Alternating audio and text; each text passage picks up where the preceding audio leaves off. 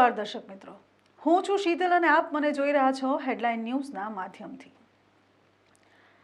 સંસ્કારી નગરી વડોદરામાં આપણે સૌ રહીએ છીએ અને બધાને ગર્વ છે કે અમે સંસ્કારી નગરી વડોદરાનો એક ભાગ છે। ઘણા બધા લોકોને એવું મિથ છે કે વડોદરા એટલે સ્માર્ટ સિટી। એક સમય એવો હતો જ્યારે સ્માર્ટ સિટી સ્વચ્છતામાં બધામાં વડોદરાનો નંબર ક્યાંક ને ક્યાંક સમાવેશ થતો હતો, પણ હવે જેમ જેમ દેશ આગળ વધી રહ્યો છે તેમ તેમ વડોદરા થોડું પાછળ જાય છે એવું મને લાગે છે। કદાચ તમને લાગતું હશે ને એવું ઘણા બધા લોકોને લાગે છે।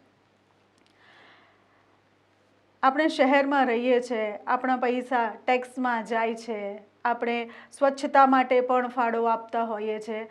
આપણા જ પૈસાથી સરકાર ફંડ રાઇઝ કરે છે આપણા શહેરને, આપણા દેશને વધુ વિકસિત બનાવવા માટે।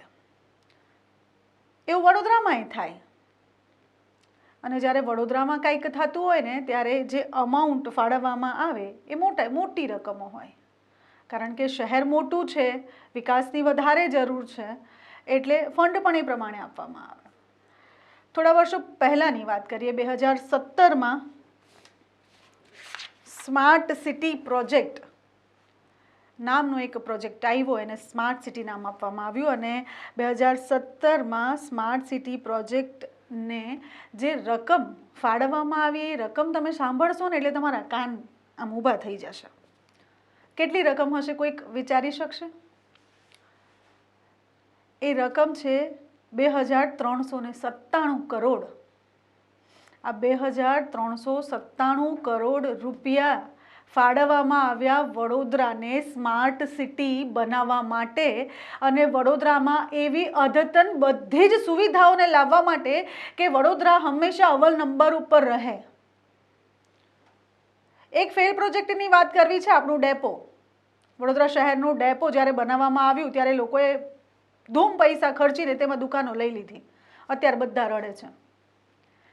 એવા ઘણા બધા પ્રોજેક્ટ છે જેના નામ અત્યારે હું નહીં કહી શકું, પણ ધીમે ધીમે આગળ જતાં આપણે ડિટેલમાં વાત કરતા જઈએ। ફરી આવીએ મુદ્દા ઉપર।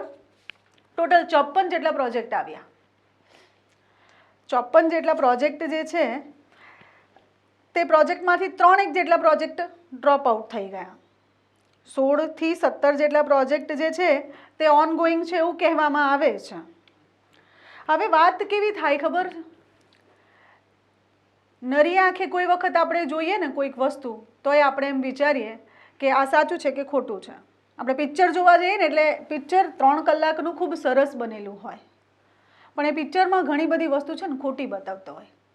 સત્યતા ડિરેક્ટરને ખબર હોય, સત્યતા હીરોને ખબર હોય, સત્યતા વિલનને ખબર હોય।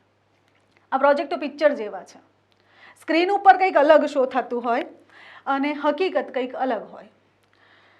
થોડા ઘણા પ્રોજેક્ટ એવા છે જે ચાલે છે પણ ચોપડે નોંધાયા છે કે પૂરા થઈ ગયા। ઘણા બધા પ્રોજેક્ટનું બાળમરણ થઈ ગયું।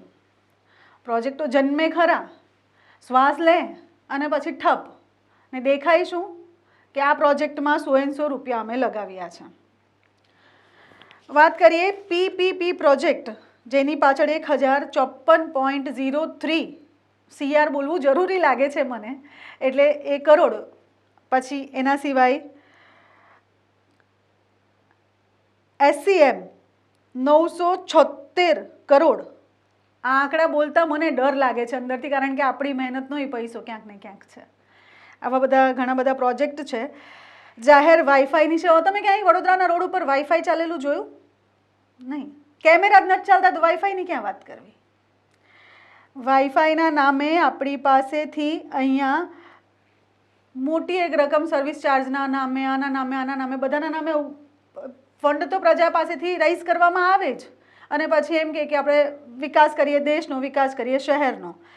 જાહેર વાઈફાઈ સેવાના નામ એટલે પીપી, તેના નામ ઉપર કરોડો રૂપિયા। 24/7 પાણી પુરવઠા અને સ્માર્ટ વોટર મીટરના નામે કરોડો રૂપિયા। અંડરગ્રાઉન્ડ કેબલ, સ્માર્ટ રોડના નામે કરોડો રૂપિયા। શહેરી ગતિશીલ સિટી બસ સેવા, તેના નામે કરોડો રૂપિયા। સ્માર્ટ વોટર ઓડિટ પ્રોજેક્ટના નામે કરોડો રૂપિયા। સાધનો અને સાધનો સાથે માર્ટ સોલિડ વેસ્ટેજ મેનેજમેન્ટના નામે કરોડો રૂપિયા. હું અમુક જ તમને સમજાવી રહી છું કે કયા કયા છે. આમ તો ઘણા બધા એવા પ્રોજેક્ટ છે, પણ અમુક એવા પ્રોજેક્ટ છે જે હું તમને કહી રહી છું. સ્માર્ટ ઇલેક્ટ્રિક બસ, તમે વડોદરામાં ક્યાંય બસ ચાલતા જોઈ ઇલેક્ટ્રિક? જોઈ નથી, પણ એના અહીંયા પૈસા લખ્યા છે અને એ બી આંકડો મોટો છે. સાયકલ શેરિંગ, એવી કંઈક પેલું એક સાયકલ પ્રોજેક્ટ જેવું કંઈક આવ્યું હતું, કદાચ તમને લોકોને ખ્યાલ હોય. એ જ પ્રોજેક્ટની મેં વાત કરી કે એવા તો ઘણા બધા પ્રોજેક્ટ છે જે બાળમરણ પામી ચૂક્યા છે. મેં થોડા દિવસ પહેલાં પણ એવું કીધું હતું કે આંખ આડા કાન થાય છે કે આંખ આડા કાન કરાવવામાં આવે છે એ ખબર નથી. આ 54 પ્રોજેક્ટ છે. આ પ્રોજેક્ટ સ્માર્ટ સિટી પ્રોજેક્ટ, અને હું એને કહીશ સ્માર્ટ સિટી પ્રોજેક્ટ સ્કેમ. આ સ્કેમમાં અધધ 2397 કરોડ રૂપિયા નાખવામાં આવ્યા, એટલે આમ કહેવા જઈએ તો હોમી દેવામાં આવ્યા.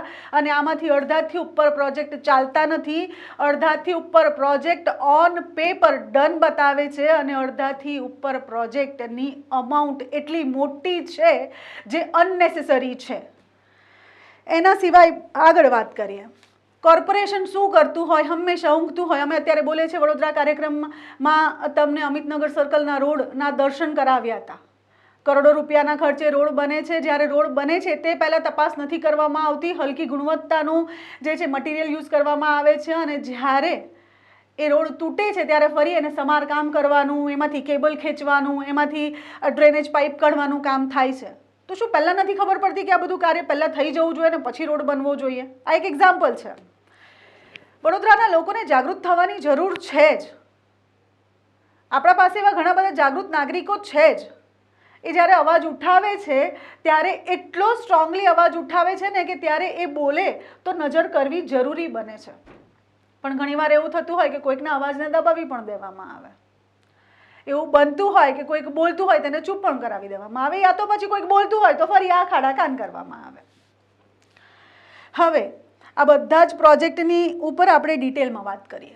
એક એક પ્રોજેક્ટ, તેની પાછળ કેટલો ખર્ચ થયો, તેની પાછળ કેટલો સમય લાગ્યો. 2017થી 2024 આવી ગયું. ઘણો લાંબો ગાળો કહેવાય આ. આટલા લાંબા ગાળામાં કેટલા પ્રોજેક્ટ કમ્પ્લીટ થયા છે, કેટલા નથી થયા, વડોદરાવાસીઓને કઈ સુવિધા મળી છે ને કઈ સુવિધા નથી મળી. મારા ખ્યાલથી 90% સુવિધાઓ તો વડોદરાવાસીઓને મળી જ નથી. પણ આ બધાય વિષય પર ડિટેલમાં ચર્ચા કરવા જેવી છે, કારણ કે આમાં ક્યાંક ને ક્યાંક કોઈક એવા સજ્જન માણસે કહ્યું કે આપણને કાળા ચશ્મા પહેરાવી દીધા ને એવું કહી દીધું કે આ જોઈ લો, આ દુનિયા છે, અને આપણે જોઈને હા પાડી દીધી. પણ એ ચશ્મા જ્યારે ઉતારીએ ને, ચશ્મા ઉતાર્યા પછીની રિયાલિટી બહુ અલગ છે. અને એ રિયાલિટી પર દરેક વડોદરાવાસીએ નજર કરવાની ખૂબ જરૂર છે. કારણ કે આપણે જો જાગૃત નહીં થઈએ, આપણા શહેરમાં શું બની રહ્યું છે એના પર જો આપણે જ નજર નહીં રાખીએ તો પછી કોઈ મતલબ નથી. એક સજ્જન માણસ છે જેને ધ્યાન કેન્દ્રિત કર્યું વડોદરામાં શું ચાલી રહ્યું છે, પછી તેમને પોતાનો સમય આપ્યો. એ આપતા ગયા ને જેમ જેમ એ ઊંડાણમાં જતા ગયા ને તેમ તેમ તેમને વધારે ખબર પડતી ગઈ. એ ઊંડાણમાં ગયા ગયા ગયા ત્યારે એમને ખબર પડી કે જે વસ્તુ આપણને દૂરથી દેખાય છે કે ખાબોચ્યું છે, ખાબોચ્યું નથી, એ કૂવો છે. અને કૂવામાં જેટલું ફેંકીએ છીએ ને એટલું જાય જ છે, ઉપજતું નથી. અને પછી શરૂ થયો એક એવું ખેલ, તેમને દરેક વસ્તુ પર નજર કરવાની શરૂ કરી. અને નજર કરતાં કરતાં કરતાં કરતાં કરતાં આજે એમની પાસે એટલું બધું હાથે લાગ્યું છે ને કે કોઈક વડોદરાવાસી અગર પ્રેમથી અને શાંતિથી બેસીને જોવે ને ત્યારે તેને ખબર પડે કે તેમની સાથે માત્ર રમત જ રમાઈ રહી છે. એવી રમત જેમાં આપણા જ પૈસા જાય છે, એવી જ રમત જેમાં આપણે વોટ આપીએ છીએ, એવી જ રમત જેમાં આપણે આપણો સમય ફાળવીએ છીએ અને તેના પછી આપણને કાંઈ જ નથી મળતું. સરવાળે શૂન્ય જેવી વાત છે આ તો. પણ હવે આગળ વધતા પહેલાં બધી જ વસ્તુ તમારી સમક્ષ પ્રૂફમાં આવશે. બધી જ વસ્તુ તમને તમારી નરી આંખો અહીંયા દેખાશે અને પછી નિર્ણય તમારે કરવાનો રહેશે. ઇલેક્શન આવે ત્યારે ઘરે ઘરે જઈને વોટ માંગવાવાળા વ્યક્તિઓ વોટ લીધા પછી ક્યાં ગાયબ થઈ જાય છે એ તમારે વિચારવાનું છે. જ્યારે તમારી જરૂર હોય, જ્યારે પ્રજાની જરૂર હોય, ત્યારે પ્રજાના પડખે ઊભા રહેવાના હંમેશા હજારો વાયદા કરતા વ્યક્તિઓ છેલ્લા ક્યાં ગાયબ થઈ જાય છે એ આપણને ખબર જ છે, પણ તે છતાંય આપણે કડક એક્શન નથી લેતા. વાંક આપણો પણ થોડોક ક્યાંક ને ક્યાંક તો છે જ. એ લોકો આપણને ચશ્મા પહેરાવે છે, પણ આપણે તે લોકોને અલાઉડ કરીએ છીએ કે તમે આવીને એ ચશ્મા અમારા મોઢે પર નાખો. સેન્ટ્રલ સીબીઆઈ એ સ્ટેટ એસીબી અને ડીજીપીને સ્માર્ટ સિટી તથા સ્વર્ણિમ જયંતિ મુખ્યમંત્રી શહેર વિકાસ યોજના પેટે આપેલો જે પણ ફંડ છે, એ જે પણ રકમ છે, એ રકમ ક્યાં વપરાઈ છે, શું થયું છે, આખો એ મુદ્દો શું છે, તેની તપાસ કરવા માટે ઓડિટ કરવાનો પણ આદેશ આપ્યો છે. એટલે તમે સમજો, હું અત્યારે જે બોલી રહી છું ઉપર છલ્લું બોલી રહી છું, કારણ કે એની જે ડિટેલ છે ને, હું એવા વ્યક્તિ પાસે તમારી સામે રૂબરૂ કરવા માંગીશ જેને ખરેખર પોતાનો સમય ફાળવીને આપણા વડોદરાવાસીઓ માટે આ એક કાર્ય કર્યું છે. એટલે 8/1/2024ના રોજ જે છે તે આ એક આદેશ આવ્યો કે તમે આના ઉપર આખી જે છે ઓડિટ બેસાડો અને તપાસ શરૂ કરો. તો હવે આપણે જઈએ સ્ટેપ બાય સ્ટેપ. આદેશ આવી ગયો છે. ધીમે ધીમે કૌભાંડ ક્યાં છે, કેવા છે, શું છે, બહાર આવશે. પાછળની સ્ક્રીનમાં તમે જોઈ જ શકો છો, બધું પ્રૂફ ચાલી રહ્યું છે. કઈ રીતે શરૂઆત થઈ 2017થી અત્યાર સુધીની, કઈ રીતે ક્યાં કેટલા રૂપિયા ખર્ચાયા છે તેની ડિટેલમાં વાત કરીએ. તો મળીએ આપણે એક એવા વ્યક્તિને જે વડોદરાના જ છે, વડોદરાવાસી છે. તેઓએ એક લડત ચાલુ કરી દીધી છે અને એ લડત બહુ મોટી છે, પણ એ એવું વિચારે છે કે મારે ક્યાંય પાછળ નથી હટવું, અને એ પાછળ નહીં હટવાના ઈરાદા પરથી જ અત્યારે એમને આટલું બધું ભેગું કર્યું છે. તો પ્રેક્ષકો, જોયું તમે કઈ રીતે પ્રજાના રૂપિયાનો વપરાશ થઈ રહ્યો છે, અને આ વપરાશ જે છે તેનાથી કોના ઘરની દિવાળી થઈ રહી છે, કોના ઘરની હોળી થઈ રહી છે, અને કોના તરભાણામાં રૂપિયા જઈ રહ્યા છે. પ્રોજેક્ટ હતા 54, 16 પ્રોજેક્ટ તેની અંદર ગોઈંગ બતાવે છે, અને 4 પ્રોજેક્ટથી 3 પ્રોજેક્ટ તો બંધ થઈ ગયા છે. સમગ્ર મામલા પર આજે વાત વિસ્તારમાં તો કરીશ, પણ તે છતાંય પાર્ટ 2 તમારી સમક્ષ લઈને આવીશ, જેની અંદર વધુ વિસ્તારમાં વાત થશે. તો મળીએ પાર્ટ 2માં.